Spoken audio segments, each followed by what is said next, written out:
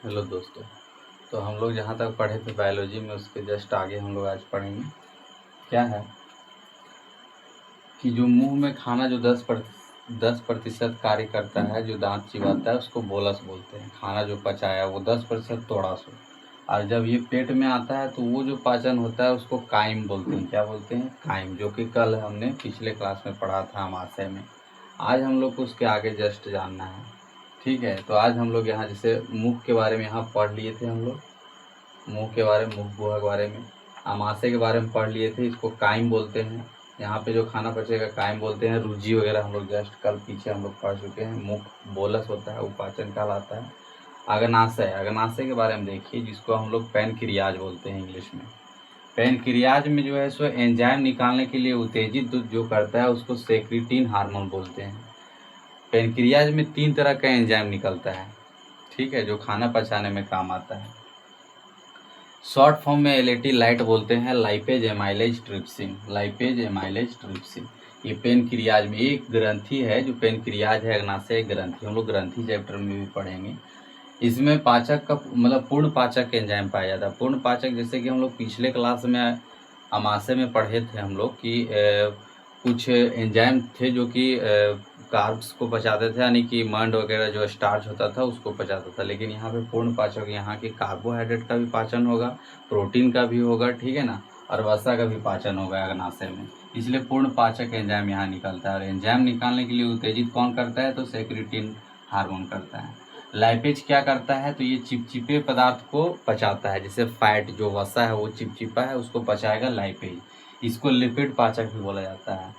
Amylase क्या करता है? स्टार्च को पचाता है। हमने कल ही बता दिया था स्टार्च क्या होता है। गेहूं का जस्ट ऊपरा वाला भाग जो होता है, जिसको चोकर बोलते हैं हम लोग अपना भाषा में, उसको पचाता है ये एमाइलेज। ट्रिप्सिन क्या करता है? प्रोटीन को पचाता है। प्रोटीन को पेप्टाइड में तोड़ देता है और उसको पचाता है। पेप्टाइड मतलब दही के टाइप से हो जाएगा, ठीक है। तो लाइपेज, एमाइलेज, ट्रिप्सिन, ये 3 तरह के एंजाइम अग्नाशय में निकलते हैं, जिसको पैनक्रियाज इंग्लिश में बोला जाता है, एलएटी लाइट, ठीक है।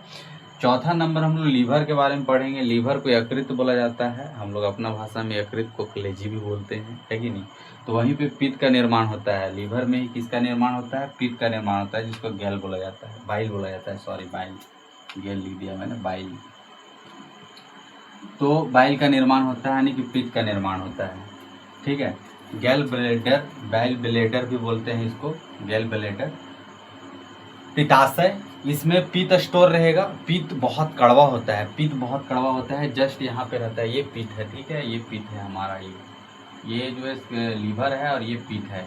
ये पित्त यहाँ पे क्या करता है कि जैसे भोजन हमने बताया था कि अमाशय में हाइड्रोक्लोरिक एसिड इतना मतलब एक अम्लीय होता है, जो कि अगर नीचे उतर गया आंत में तो आंत को जो है सो नुकसान पहुँचा सकता है। इसलिए जब ये नीचे उतर रहा होता है भोजन, तो यहाँ से जो है सो ये क्षारीय जो पदार्थ देता है, पित्त छोड़ देता है, खाने में मिला देता है, कि वो जो अम्लीय होता है उसमें क्षारीय के मिलने के बाद न्यूट्रल हो जाता है। भोजन कैसा हो जाता है? न्यूट्रल, उसका स्वाद हो जाता है। वरना अगर ये HCl डायरेक्ट हमारे आंत में आ जाए तो आंत को नुकसान पहुंचा सकता है, ठीक है ना। तो मतलब बहुत ज़्यादा नुकसान पहुंचा सकता है, इतना एसिडिक होता है वो।